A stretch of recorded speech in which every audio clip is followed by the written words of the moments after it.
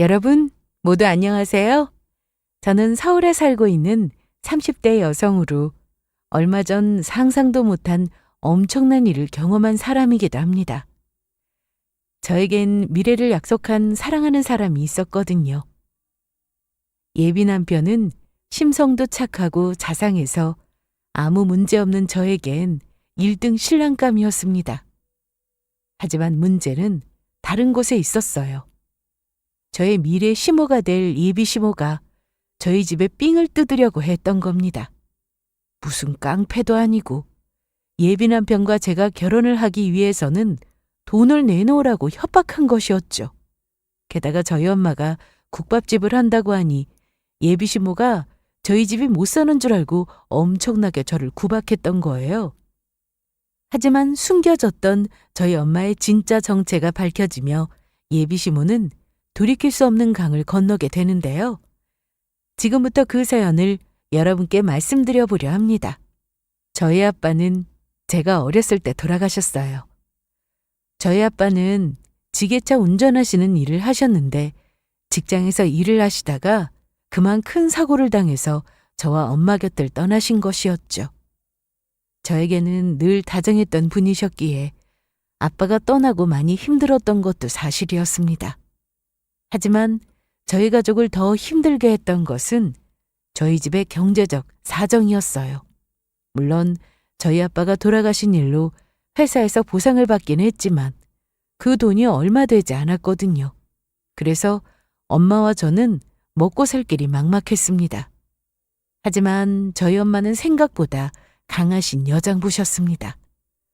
아빠가 떠나고 저를 먹여 살리기 위해 안 해본 일이 없었으니까요. 그러다가 엄마는 아빠가 돌아가시고 받은 보상금과 은행 대출을 받아서 국밥집을 열게 됩니다. 처음에는 얼마나 장사가 안 되는지 이러다가 굶어 죽는 건 아닌지 어린 마음에도 겁을 먹었습니다. 게다가 추운 겨울이면 난방도 안 되는 집에서 전기장판 하나의 의지에 엄마와 저는 서로를 꼭 끌어안고 잠들기 일쑤였죠. 그래도 노력한 시간은 배신을 하지 않는 것인지 저희 엄마가 고생한 만큼 큰 보상으로 돌아왔습니다. 저희 엄마 국밥이 맛있다면서 입소문이 나면서 가게 장사가 잘 되기 시작했던 거예요. 그러다가 TV에도 맛집으로 소개되며 나오기도 하고 가게는 점점 번창하게 되었고 저희 엄마는 나중에 국밥집 프랜차이즈까지 운영을 하게 됩니다. 저희 외삼촌이 프랜차이즈 회사를 다닌 경험이 있어서 엄마 국밥집이 잘 되면서 사업 제안을 했던 거예요. 그리고 결과는 성공적이었습니다. 점점 체인점 수가 늘어나면서 저희 엄마는 한 회사의 어엿한 대표가 되었으니까요. 그러는 사이 저도 나이가 들면서 대학을 졸업하고 어엿한 사회인이 되었습니다. 제가 대기업에 들어간 걸 보고 엄마가 얼마나 기뻐하셨는지 몰라요. 그리고 저도 나이가 드니 사랑하는 사람을 만나 미래를 꿈꾸게 되었고요. 바로 저희 예비 남편이요. 예비 남편은 대학교 때 소개팅으로 처음 만나게 되었는데 정말 다정하고 착한 사람이었습니다. 저를 위해선 무엇이든 해줄 수 있는 사람이었으니까요. 그렇게 저희는 오랜 연애 끝에 결혼을 약속하게 되었고 예비 남편과 저에게는 핑크빛 미래만이 기다리고 있을 거라 굳게 믿었습니다. 바로 예비 시모를 직접 만나기 전까지는 말이에요. 예비 남편과 결혼 약속을 하고 예비 시댁에 인사를 드리러 가게 되었는데 처음 예비 시모를 만났을 때만 해도 예비 시모는 좋은 사람처럼 보였습니다. 게다가 저를 무척 마음에 들어 하셨거든요.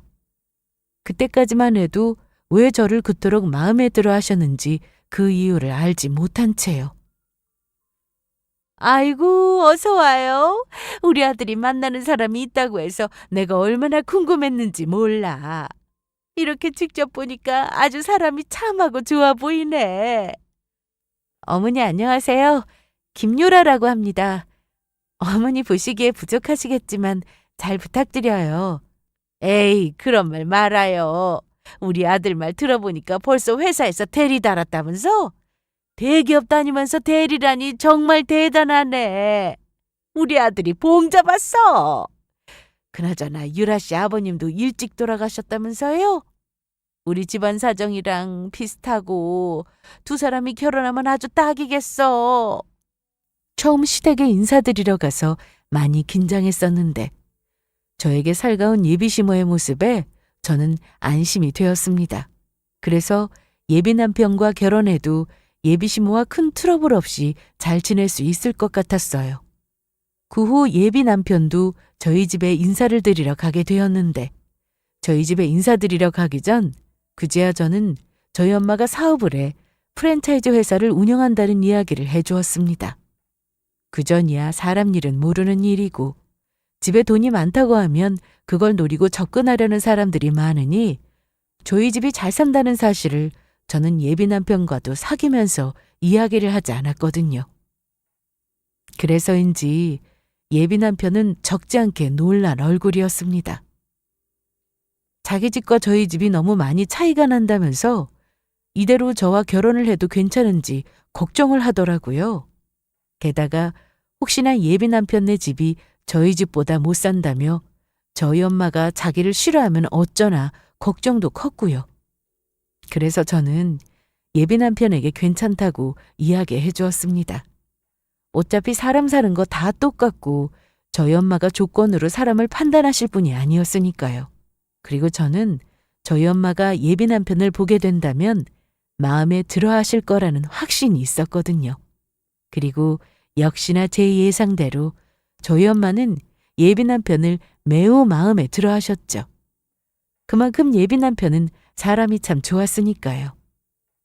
그렇게 양가 부모님의 결혼 허락을 받고 상견례 날도 잡기로 예정돼 있었습니다. 그런데 상견례 전 예비 남편이 무척 걱정이 많은 얼굴로 저에게 뜬금없이 이상한 말을 해왔던 겁니다. 자기야, 갑자기 이런 말 꺼내서 미안한데 내 말 절대 오해하지 말고 들어. 내가 너무 걱정돼서 그러는데 장모님 사업하시는 거 우리 엄마한테는 비밀로 해주면 안 될까? 어? 우리 엄마 사업하는 걸 어머니한테 비밀로 해달라니? 어차피 결혼하게 되면 다 알게 될 텐데 왜 그런 부탁을 해? 내가 예전에도 몇 번 이야기한 적 있지? 우리 엄마가 지금은 안 그러지만 돈 문제에 이상하게 예민하다고. 젊었을 때 우리 아빠 살아있을 때 엄마가 아빠랑 나 버리고 갯돈 들고 튄 적도 있어서 그때 아빠랑 내가 얼마나 고생했는데 매일 집에 찾아오는 빚쟁이들 때문에 난리도 아니었어. 그래. 자기 이야기 들으니까 걱정될 수도 있겠다. 그러면 나 일단 우리 엄마가 회사 대표라는 거 말하지 않고 조용히 있을게. 내가 눈치 봐서 기회 되면 우리 엄마한테 말할 테니까 나 믿고 기다려줘. 이해해줘서 고마워. 그리고 얼마 지나지 않아 저는 예비시모를 밖에서 따로 만나게 되었습니다. 저에게 맛있는 걸 사주고 싶다고 해서 같이 만나서 밥을 먹기로 했거든요. 그래서 예비시모와 만나 밥을 먹고 있는데 예비시모는 저에게 갑작스레 뜬금없는 질문을 하기 시작했던 거예요. 저기 유라야, 우리 아들이 하도 못 물어보게 해서 내가 그동안 궁금한 거 참고 있었는데 사부인도 밖에서 일하신다며 무슨 일 하는지 내가 물어봐도 될까? 그때 저는 예비시모에게 저희 엄마가 무슨 일을 하는지 말하려다가 예비 남편이 저에게 부탁했던 말이 생각났습니다. 그래서 저는 바로 돌려서 이야기했어요. 아, 저희 엄마요? 저희 엄마 시장에서 국밥 장사하세요. 뭐라고? 지금 내가 잘못 들은 건가? 사부인이 국밥 장사를 한다니? 그게 정말이냐? 네, 어머니. 그런데 왜 그러세요? 시장에서 싸구려 국밥 팔아서 얼마나 번다고 그런 일을 하시는 거니? 우리 집이야 바깥 양반이 떠나면서 남긴 재산이 어느 정도 돼서 아무 걱정 없다지만 국밥집 하면 돈도 얼마 못 벌 테고 너희 집 정말 괜찮은 거냐? 너희 결혼하면 나중에 네 엄마 우리 아들한테 손 벌리는 거 아니냐고. 이제 보니 내가 산거지 집안이랑 사돈을 맺으려고 한 거였네. 네가 대기업 다닌다고 해서 집안도 그만큼 잘 사는 줄 알고 뭐 콩고물이라도 얻어먹을 거 있나 해서 좋아했더니 완전히 속아버렸어. 이거 약 올라서 어떻게 하냐? 예? 산거지요?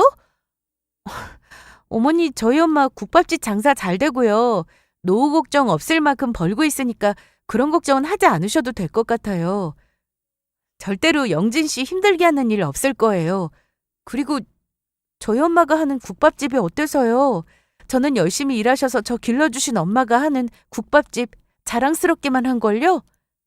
자랑스럽기는 뭐가 자랑스럽냐? 그래봤자 시장에서 파는 싸구려 국밥집인데. 너 내가 걱정돼서 하는 말인데 절대로 우리 아들한테 손 벌리면 안 된다. 알겠냐? 네, 어머니 그럴 일 절대 없을 테니까 걱정하지 마세요. 그제야 예비 남편이 왜 예비 시모에게 저희 집이 국밥집 프랜차이즈 사업을 해서 돈을 번다는 이야기를 하지 말아달라고 했는지 이해하게 되었습니다.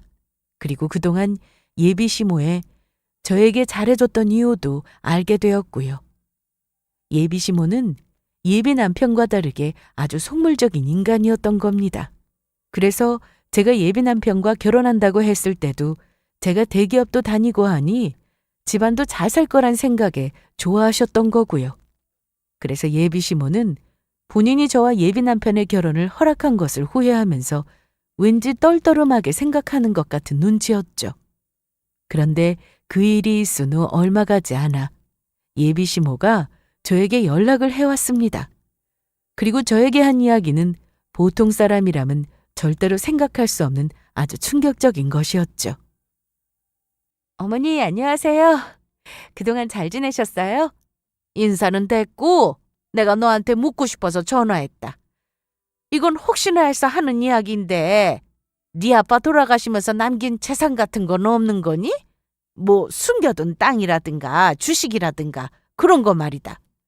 그런 건 없는데 어머니 왜요? 다른 게 아니라 내가 장사를 시작하려고 하는데 너희 집에서 날 좀 도와줬으면 좋겠구나. 내가 국밥집을 차리고 싶은데 돈이 없어서 말이다. 네? 어머니 저번에 저희 엄마 국밥집 한다고 뭐라고 하시지 않으셨어요? 그래놓고 국밥집이라뇨? 내가 지금 너희 엄마가 시장 구석에서 하는 그 싸구려 국밥집을 한다는 건 줄 아니? 내가 하려는 거는 프랜차이즈 국밥집이다. 니네 엄마 가게랑은 클래스가 다르다고.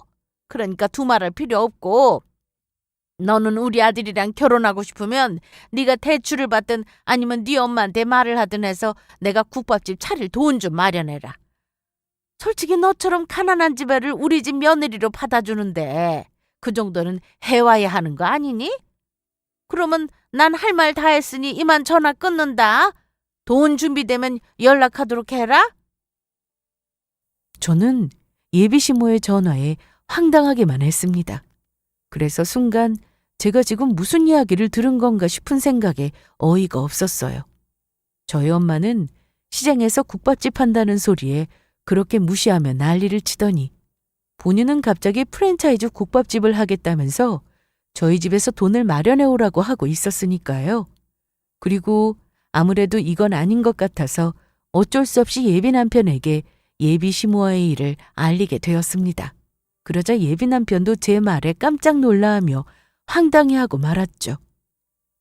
그러니까 자기 말은 우리 엄마가 갑자기 본인 국밥집 차리겠다면서 자기한테 돈을 마련해 오라고 했다는 거야? 그것도 우리 엄마가 국밥집 한다고 했을 때는 어머니가 그렇게 무시하더니 당신은 프랜차이즈 국밥집 하는 거니까 우리 엄마 하는 거랑 클래스가 다르대. 그러시면서 나처럼 가난한 집 사람을 며느리로 받아주는 건데 그 정도는 해와야 하는 거 아니냐면서 돈 준비되면 연락 달라고 하셨어. 진짜 우리 엄마 때문에 못 살겠다. 예전에는 갯돈 들고 튀어서 아빠랑 나 고생시키더니 이번에는 자기한테 말도 안 되는 거 요구하면서 괴롭히고 있네. 자기야, 우리 엄마 때문에 힘들었지? 정말 미안해. 그런데 우리 엄마 말 신경 쓸 필요 없어. 내가 오늘 가서 엄마한테 그러지 말라고 제대로 이야기할 테니까 안심하고 있어. 진짜로 신경 쓰게 해서 미안해. 알겠어. 그러면 자기만 믿고 있을게. 솔직히 그때 왔던 느낌은 예비 시모가 저렇게 막무가내인데 과연 내가 남편과 결혼해 행복하게 잘 살 수 있을지 조금씩 의문이 들기 시작했습니다. 그래도 그때는 예비 남편을 많이 사랑하기도 했고 너무 좋은 사람이라 그런 일로 결혼을 포기한다는 것 자체가 말이 안 된다고 생각했어요. 더군다나 예비 남편이 예비 시모를 잘 설득해 본다고 했으니 저는 그 말을 믿기로 했던 거죠. 예비 시모가 얼마나 대책 없는 사람인지 알지 못한 채요. 얼마 지나지 않아 예비 시모에게서 다시 저에게 연락이 왔던 겁니다. 나다. 그래서 내가 말한 것은 어떻게 됐니? 돈은 준비가 잘 되고 있는 거냐? 어머니, 혹시 영진 씨가 이야기 안 드렸어요? 제가 영진 씨랑 결혼하는 조건으로 국밥집 해달라는 것 자체가 말이 안 돼서 어머니 말씀 못 들어드릴 것 같아요. 그래서 영진 씨도 어머니한테 그렇게 말한다고 했고요. 죄송한데 어머니, 부탁 못 들어드릴 것 같습니다. 너 지금 그걸 말이라고 하냐? 도대체 왜 국밥집을 못 차려주겠다는 건데? 솔직히 국밥집이나 하는 상거지 너 같은 아이를 내가 며느리로 받아주는데 너도 그만한 대가는 해와야 할 거 아니야? 막말로 네 엄마가 아프고 그러면 누구한테 손 벌리겠니? 우리 아들한테 손 벌릴 거 아니냐? 더군다나 너도 우리 아들이랑 결혼하면 출가 외인인데 내 허락 없이 네 엄마를 도와줄 수 있을 것 같아? 너 이러면 우리 아들이랑 결혼해서 친정도 못 가게 하고 네 엄마랑 연락도 못 하게 할 거다. 어머니, 지금 그게 말이 된다고 생각하세요? 그리고 저희 엄마 아프면 제가 번 돈으로 제가 엄마 책임져요. 영진 씨한테 절대 손 안 벌린다고요. 게다가 요즘 세상이 어떤 세상인데 어머니가 허락 못 한다고 제가 친정을 못 가나요? 어머니 죄송한데 저는 어머니 국밥집 못 차려드리니까 정 국밥집을 차리고 싶으면 어머니께서 돈 버셔서 차리든지 말든지 하세요. 뭐야? 이 포르장머리 없는 것. 너 지금 말 다 했냐? 아니요. 그리고 어머니 저번부터 저희 엄마 시장에서 국밥집 한다고 무시하시던데 앞으로는 안 그러셨으면 좋겠어요. 저번에도 말씀드렸듯이 저는 저희 엄마가 하는 일 정말 자랑스럽거든요. 그러니까 어머니라도 저희 엄마 국밥집 한다고 무시하시면 저 용서 못합니다. 그러면 이만 바빠서 전화 끊을게요. 다시는 이런 일로 전화하지 않으셨으면 좋겠어요. 이 포르장머리 없는 것이 너 지금 뭐라고 했어? 예비 시모는 제가 전화를 끊는 사이에도 저에게 고래고래 소리를 질렀습니다. 예비 시모의 행동이 너무 속상하고 어이가 없어요. 게다가 저희 엄마가 시장통에서 국밥집을 한다고 말했다는 이유로 왜 예비 시모에게 국밥집을 차려드려야 하는지 이해도 안 갔고요. 저희 엄마를 무시하는 예비 시모의 행동에 저는 너무 화가 났습니다. 하지만 전 그때까지 알지 못했습니다. 저희 그 행동이 어떤 일이 벌어지게 만들지요. 예비 시모가 급기야 제 점심시간에 맞춰 저를 직접 찾아왔던 거예요.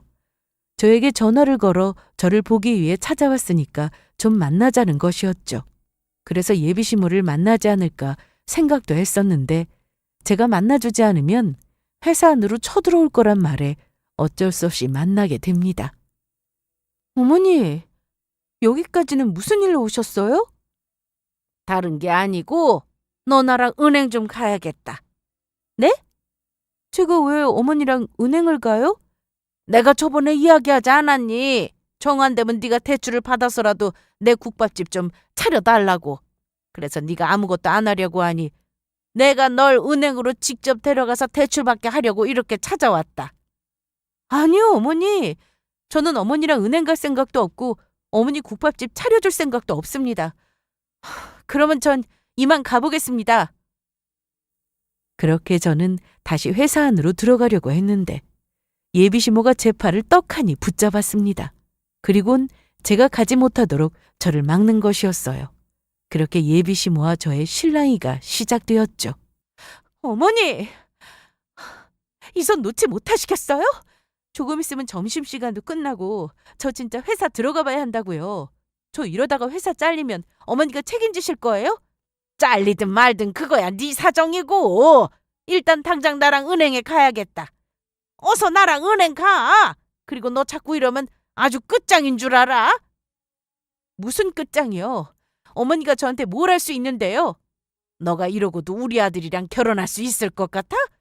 국밥집이나 하는 상거지 집안 자식인 널 우리 아들이랑 결혼하게 허락해줬으면 네가 알아서 차려야 할 거 아니야. 그러니까 당장 은행 가서 대출 받아주겠다고 해.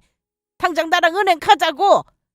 어머니, 정말 해도 너무하시네요. 어떻게 어머니 국밥집 안 차려준다고 저랑 영진 씨랑 헤어지라는 말씀을 하실 수 있어요? 제발 이거 놓으시라고요.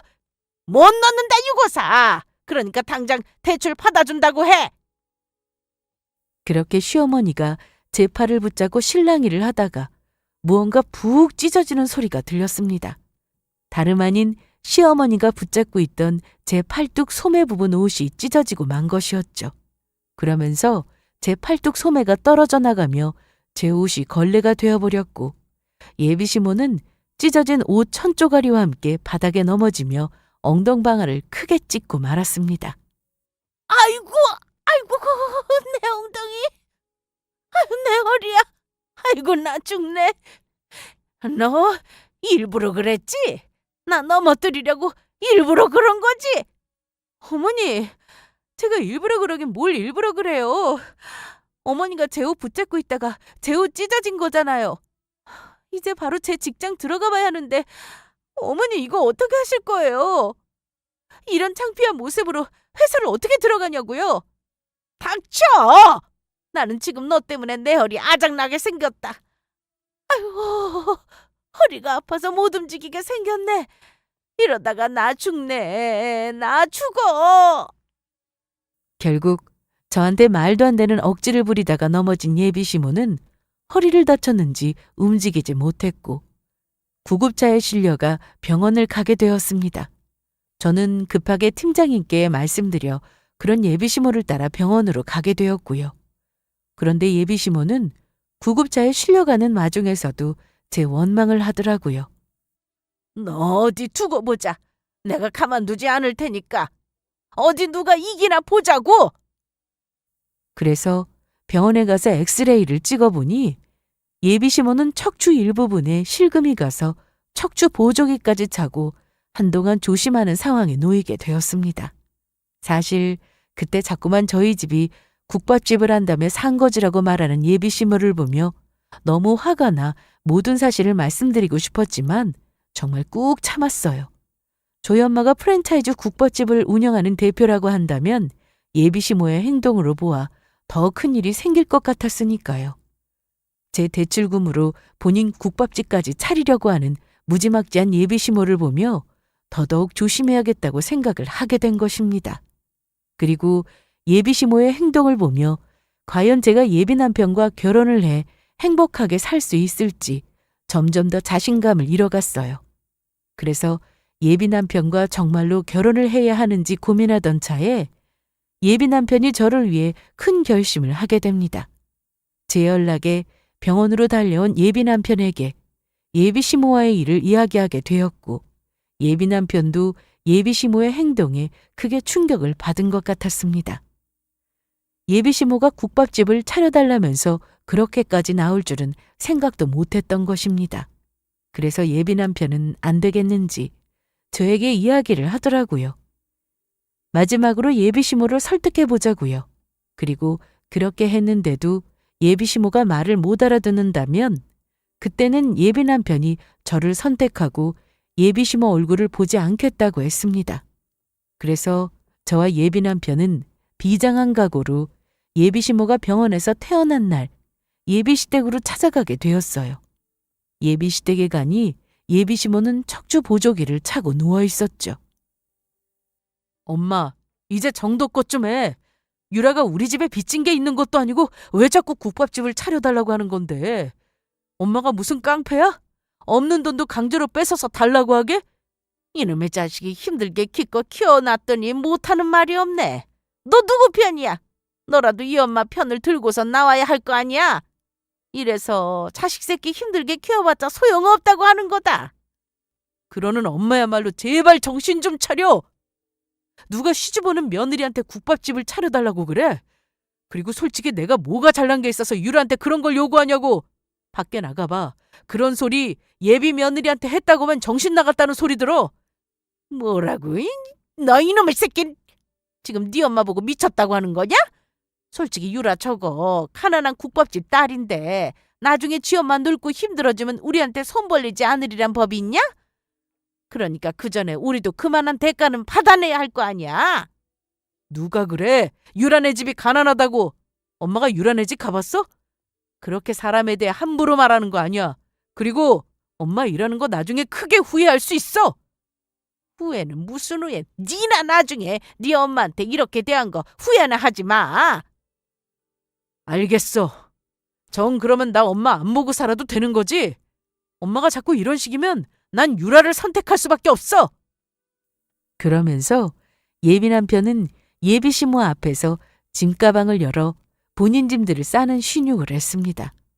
다시는 예비 시모가 저를 괴롭히지 못하게 단판을 지을 작정으로요. 그리고 그 모습에 놀란 예비 시모는 예비 남편을 붙잡았죠.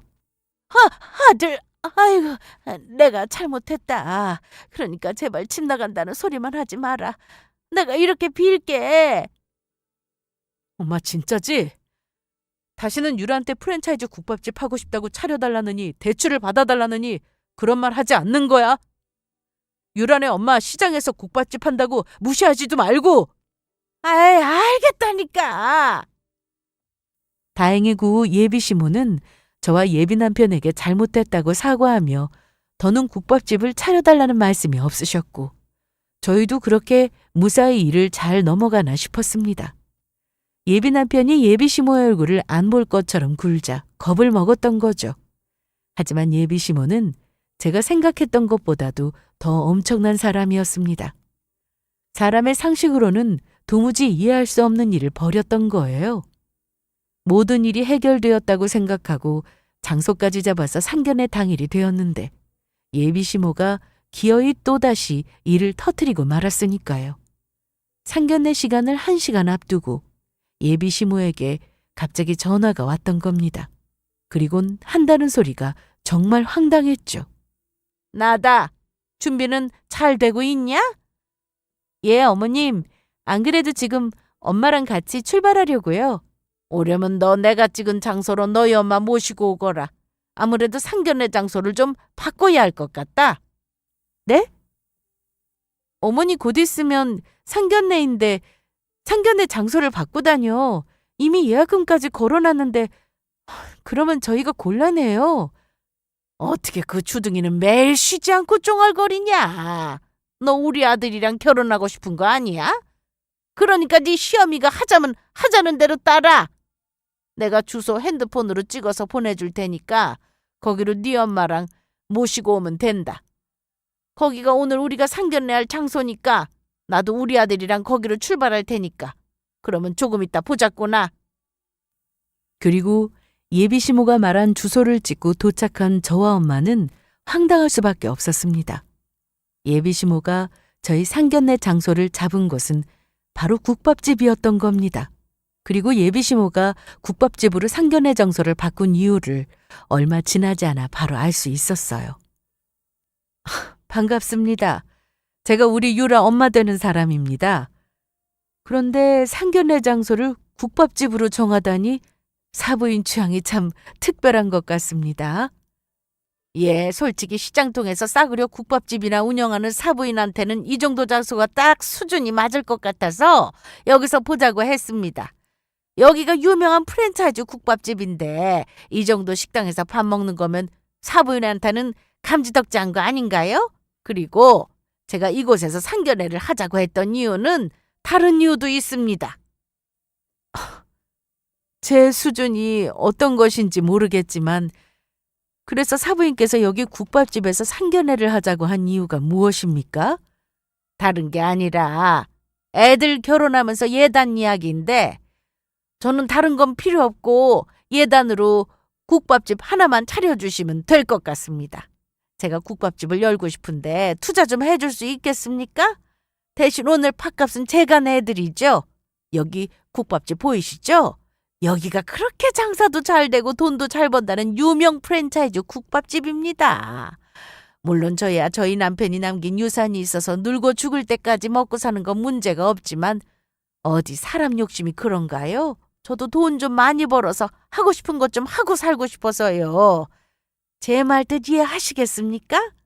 제 말은 한마디로 저한테 이 정도 국밥집 하나는 차려줘야 따님이랑 저희 아들 결혼을 허락할 수 있다는 겁니다.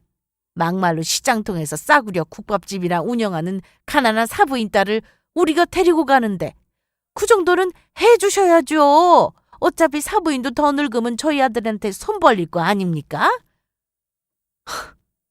지금 그러니까 사부인 말은 예단으로 제가 그 프랜차이즈 국밥집을 하나 차려드려야 우리 딸이랑 대개 아드님을 결혼을 허락해 줄 수 있다는 그 말입니까? 예, 그렇습니다. 예비 시모의 말에 엄마는 잠시 할 말을 잊은 듯 보였습니다. 너무나도 기가 막히고 황당해 대꾸할 의지조차 사라진 것이었죠. 예비 남편도 당황해 면목이 없는지 어찌할 바를 몰라 했고요. 그리고 그때 표정을 보니 예비 남편도 직감을 한 것 같았습니다. 오늘 일로 저희가 결국 헤어지게 될 거란 사실을 말이에요. 예비 남편은 예비 시모가 계속 말도 안 되는 행동을 하고 나온다면 예비 시모와 연을 끊고 저와 결혼을 할 거라고 했지만 부모와 자식 간의 관계가 그리 쉽게 끊을 수 있는 게 아니었으니까요. 그리고 예비 시모의 그동안의 행동만 봐도 예비 남편이 연을 끊는다고 해결될 수 있는 일이 아닌 듯 보였습니다. 하지만 예비 시모는 저희 엄마가 무리한 예비 시모의 행동에 화가 나 말을 안 하는 거라 생각을 못 하는 건지 계속해 말을 하셨죠. 사부인께서 아무 말이 없으신데 그러면 그걸 긍정의 의미로 받아들여도 되는 것이지요? 저 그렇게 알고 있겠습니다. 유라야, 네 엄마 왜 밥도 안 드시고 가만히 있기만 하시는 거냐? 없는 집에 허세 부리지 말고 국밥이나 든든히 먹으라고 해. 하지만 예비 시모가 모르고 있는 아주 중요한 사실 하나가 있었습니다. 예비 시모가 열고 싶다고 했던 국밥집 프랜차이즈가 바로 저희 엄마 회사였다는 걸 말이에요.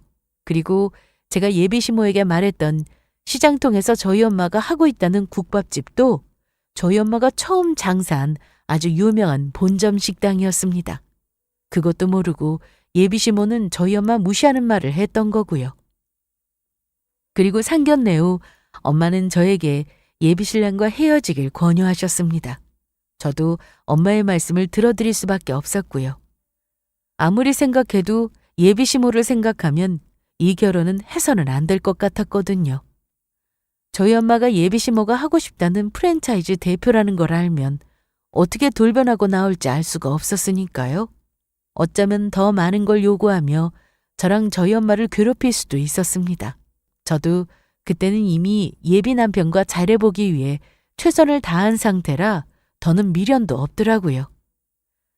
하지만 예비 남편과 끝내게 되더라도 이대로는 끝내면 안 되겠다는 생각이 들었습니다. 예비 시모의 잘못된 행동을 고쳐줄 필요가 있었으니까요. 비록 제가 예비 남편과 끝날 사이지만 저를 끝까지 사랑했던 예비 남편을 위해서라도 해줄 수 있는 마지막 일이라고 생각했습니다. 그리고 욕심을 부리는 예비 시모가 정신 차리게 혼내줄 필요도 있었으니까요. 그래서 며칠 후 저랑 엄마는 예비 시모와 상견례를 했던 국밥집으로 예비 시모를 따로 부르게 되었습니다. 그리고 먼저 와서 기다리고 있던 예비 시모는 저와 저희 엄마를 보자마자 이야기했습니다. 여기서 왜 보자고 한 겁니까? 설마 혹시 국밥집 못 차려준다고 그 말하려고 저보고 여기서 보자고 한 거는 아니겠죠? 제가 다시 한번 말하지만 나 국밥집 못 차려주면 당신 딸 우리 아들이랑 결혼 허락 못하니까 명심해. 내가 아무 이유 없이 산 거지 집구석이랑 사돈 맺을 이유는 없으니까. 그렇다면 지금 사부인 말은 제가 이 국밥집 하나 차려드리면 우리 딸이랑 아드님 결혼 허락해줄 수 있다는 그 말인가요? 정말 그거면 되겠습니까? 이제야 내 말귀를 알아듣는 것 같네.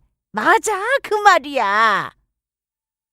엄마의 이야기에 예비 시모는 더욱 뻔뻔한 얼굴을 했습니다. 앞으로 어떤 일이 벌어질지 알지 못한 채요. 알겠습니다. 정 원하신다면 사부인이 원하는 그 프랜차이즈 국밥집 차려드리겠습니다.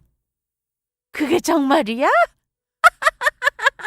아, 이럴 거면 진작 내 말을 들어주지 그랬어. 그러면 이렇게 서로 얼굴 붉히면서 마음 상할 일도 없을 텐데. 대신 조건이 있습니다. 조건이라니 무슨 조건?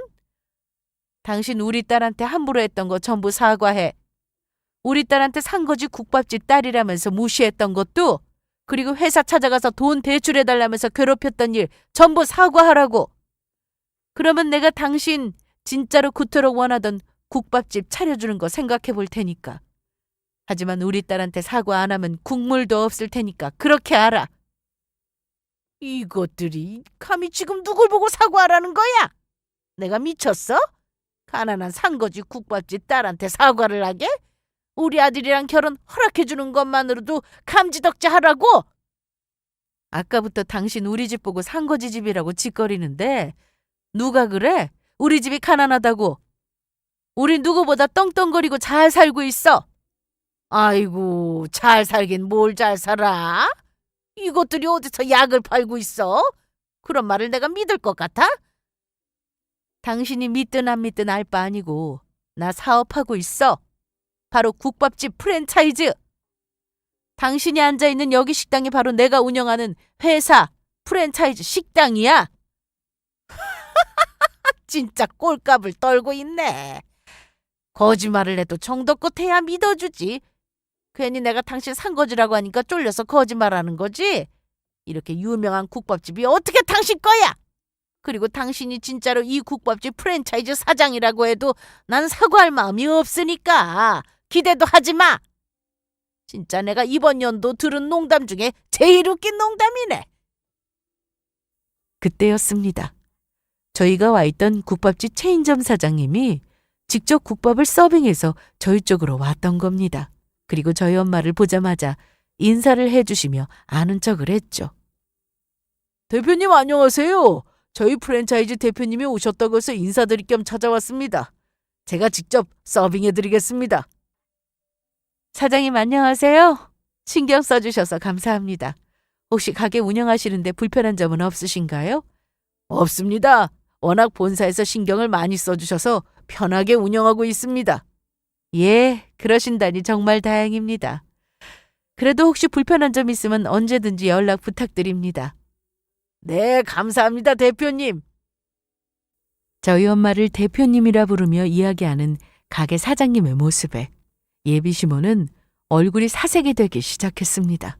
그리고 사장님이 서빙을 마치고 돌아가자 시어머니는 저희 엄마의 눈치를 살피다가 갑자기 저희 엄마의 손을 두 손으로 덥석 잡더니 말했습니다. 세상에 사부인, 정말로 이 큰 프랜차이즈 회사 대표님이었네요. 제가 몰라봬서 죄송합니다. 아이 저기 조금 전에 제가 했던 말은 전부 잊고 한 번만 용서해 주시면 안 될까요? 제가 유라한테도 바로 사과하겠습니다. 이제 와서 사과는 무슨 사과야? 다 필요 없어. 이 정신 나간 여자야. 언제는 국밥집 한다고 나보고 산거지라고 하더니 똑같은 국밥집인데 왜 대우가 달라지는 건데? 세상에 무시해도 되는 사람, 무시하면 안 되는 사람이 나눠진 줄 알아? 나는 당신 같은 개차만 같은 인간이 시어머니로 있는 집에 내 하나뿐인 귀한 딸 못 주니까 여기서 그만 끝내. 이 결혼은 없는 거야. 안 됩니다. 어떻게 온 기회인데요. 나도 재벌 사돈 둬서 떵떵거리고 살아보고 싶다고요. 그러니까 제발 저 좀 용서해 주세요. 그리고 저 정말로 국밥집 체인점 하나만 차려주시면 안 될까요? 제가 진짜 잘 운영할 자신 있습니다. 이 여편네가 그렇게 말했는데도 정신을 못 차리고 내가 오늘 여기서 우리 딸이랑 같이 당신을 왜 보자고 한 건 줄 알아? 당신 저번에 나 국밥집 한다고 무시하면서 나랑 우리 딸한테 하는 꼬락서니 보고 파혼할 생각이었지만 사람 무시하면 어떻게 되는지 보여주려고 만나자고 했던 거였어. 당신이 사람 조건 안 보고 그냥 우리 딸한테 잘해주고 당신 아들이랑 결혼 허락만 했어도 당신도 당신 아들도 내 덕 보면서 편하게 살 수 있었을 텐데 참 안 됐네. 최서방이 사람이 참 착해서 내 사위 삼고 싶었지만 지 엄마 때문에 우리 딸 놓친 것도 지 운명이겠지. 그리고 마지막으로 당신한테 하고 싶은 말인데 너 같은 것이 억만금을 가지고 와서 우리 체인점 내고 싶다고 해봐. 나는 절대 못 해줘. 아니, 안 해줘. 그 나이 처먹었으면 제발 사람답게 살아라, 인간아. 그렇게 말하며 엄마와 저는 가게에서 나가려고 했습니다. 그러자 예비시모가 이번에는 저를 붙잡고 매달리더라고요. 유라야, 내가 잘못했다. 너 보고 시장 통해서 국밥집 하는 상거지 집안딸이라고 해서 정말 미안하다. 그래도 이건 아니지 않니? 너랑 우리 아들이랑 얼마나 사랑했어. 그런데 고작 이런 일 때문에 헤어지다니 그건 아니라고 본다. 그러니까 네가 네 엄마 좀 잘 설득해서 다시 생각해보면 안 되겠니? 아니요, 어머니. 아니, 이젠 아줌마라고 불러야 할까요? 저 솔직히 영진 씨랑 조건적으로 차이 많이 나도 영진 씨 하나 보고 결혼하려고 했던 거였거든요. 어차피 사람이 중요한 거지 돈은 먹고 살 만큼 벌면 되는 거니까. 그런데 저 어머니 때문에 더는 못 버티겠어요. 그리고 어머니가 우리 엄마가 프랜차이즈 회사 대표가 아니라도 지금처럼 저한테 매달리며 잡았겠어요? 그러니까 저는 영진 씨랑 헤어져 줄 테니까 어머니가 원하는 국밥집 차려줄 수 있는 며느리로 얻어서 어디 한번 행복하게 잘 살아보세요. 저는 어머니 며느리 하기 싫으니까요. 사람 그렇게 조건만 보고 판단하면서 무시하는 거 아니라고요. 그런데 제가 떠나려고 하자 또다시 예기치 못한 일이 벌어졌습니다. 예비시모가 예전처럼 또 제 소매를 붙잡고 늘어지기 시작했던 겁니다. 그것도 발까지 동동 구르며 아주 난리도 아니었어요. 안 된다. 내가 너 절대 못 놔줘. 우리 아들이랑 결혼하겠다고 할 때까지 너 붙잡고 안 놔줄 거란 말이다. 빨리 우리 아들이랑 다시 결혼할 거라고 이야기하라고. 진짜 이 아줌마가 보자니까 미쳤나? 이거 놓지 못하겠어요?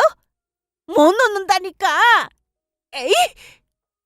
그리고 제가 팔을 뿌리치는 순간 제 옷의 소매는 또다시 찢어졌고 예비시모는 뒤로 넘어지며 엉덩방아를 찧었습니다.